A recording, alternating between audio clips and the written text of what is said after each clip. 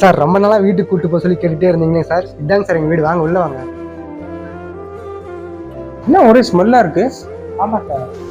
பாப்பா சார் அப்படியே ஒரு 5 நிமிஷம் வெளியே இருக்கீங்களா சார்? வந்துடுறேன். சரிப்பா. எதுக்குமா கீழே இறங்குன? என்ன மன்னிச்சிருங்க, நீங்க வர வரைக்கும் என்னால அடக்கி வைக்க முடியல. அதனால ஒண்ணும் இல்லம்மா.